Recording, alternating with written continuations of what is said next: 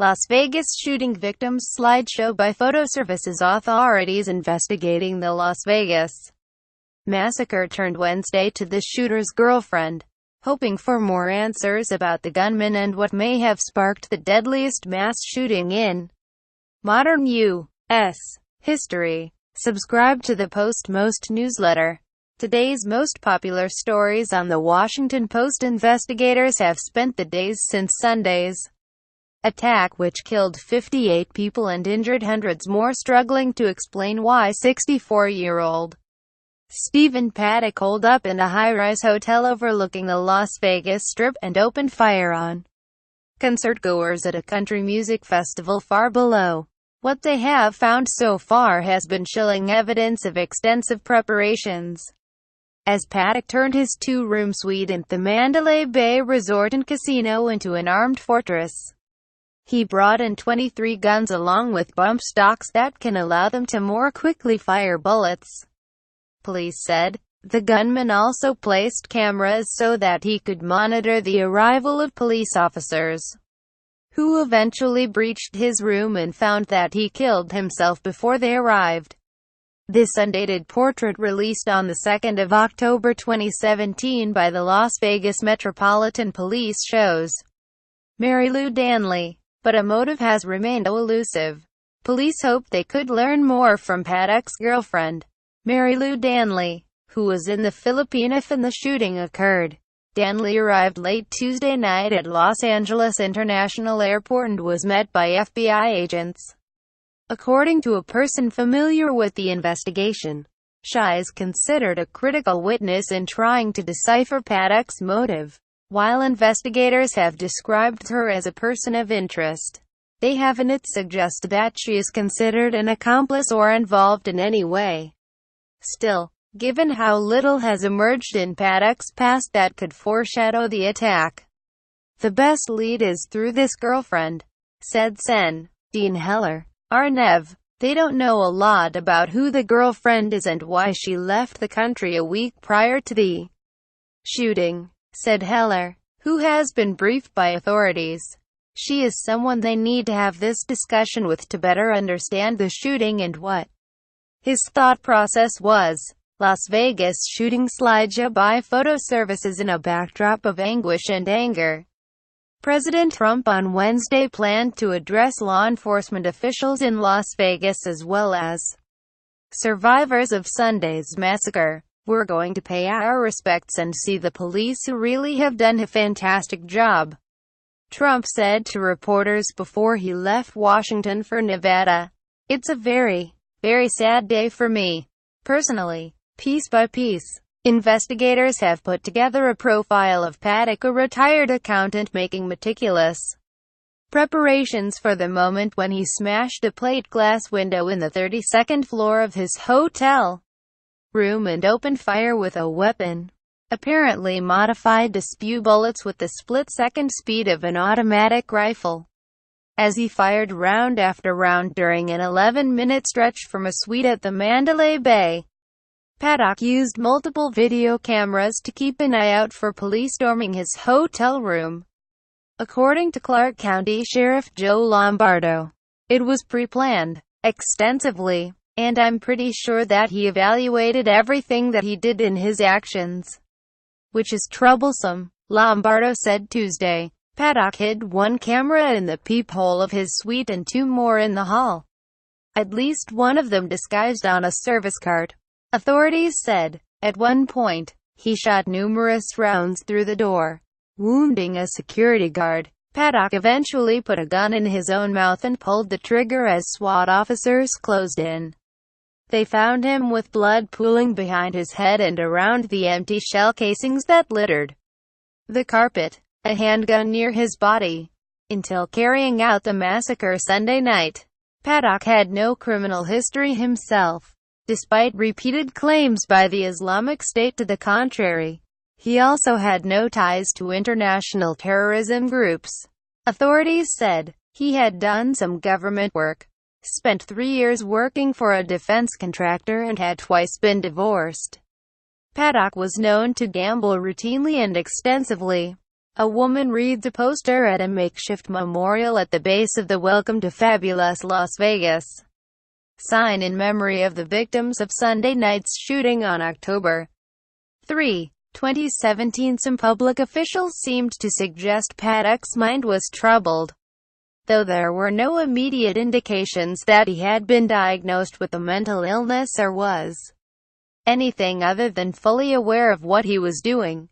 A normal person would not cause this type of harm to innocent people, said Rep. Ruben Kihuen. DNev. Clearly, there was something wrong with this man. Neighbors in several states where Paddock owned homes in retirement communities described him as surly, unfriendly and standoffish. Paddock was the son of a bank robber who was once on the FBI's most wanted list and whom authorities described at the time as a psychopath. But Paddock's brother said their father was not involved in their lives when they were children.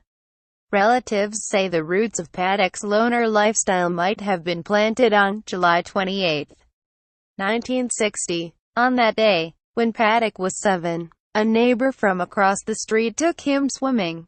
The neighbor told a local newspaper at the time that she knew authorities were coming for his father, and she wanted to spare the young boy from the trauma of seeing his father taken away. From that point on, Paddock's family was never the same.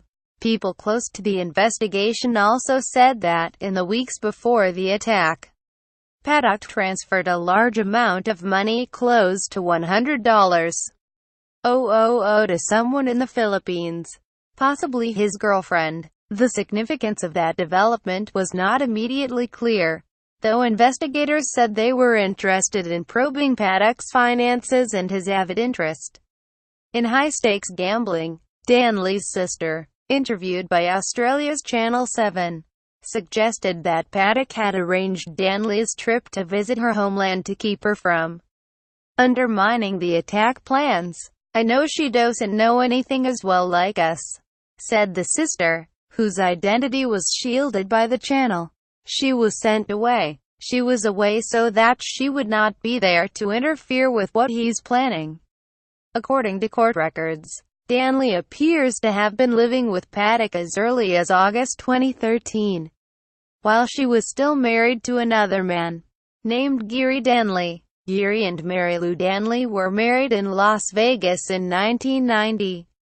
According to court records, they jointly filed for divorce on Feb. 25, 2015, and the divorce was finalized the next day, at his home in Orlando.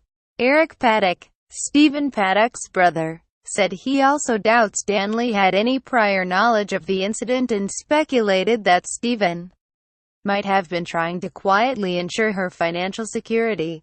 Stephen Paddock loved and doted on his girlfriend, whom he had met when she was a hostess at a casino. Eric Paddock said, "The couple often gambled side by side. He manipulated her to be as far away from here and safe when he committed this." Eric Paddock said, "The people he loved he took care of, and as he was descending into hell he took care of her." Coroner John Futtenberg on Tuesday evening clarified that Paddock was among the 59 counted as slain. Previously, authorities had said he wasn't. More than 500 people were wounded in the attack or injured in the rush to flee. Under Sheriff Kevin C. McMahill, speaking after Futtenberg at a news briefing, warned that the number of dead and injured could fluctuate as the investigation progresses. Paddock brought 23 guns to his Mandalay Bay suite, which overlooked the concert grounds on the southern end of the Strip. Included in that cache was an AR-15 type rifle with a high-capacity magazine and 12 bump stocks, modifications that would allow a gun to fire as if it were an automatic weapon. He also brought another AR-15 type rifle with a magnification scope commonly used for hunting and a bipod stand to help steady it.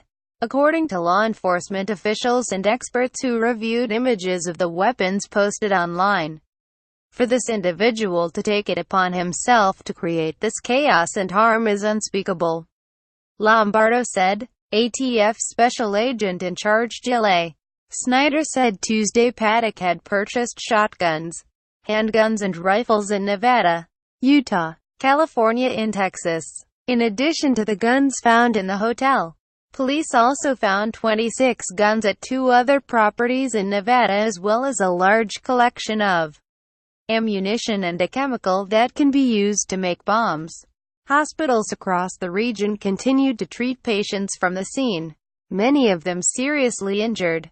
Sunrise Hospital and Medical Center said that as of Tuesday, it had 59 patients from the rampage, 31 of them still in critical condition.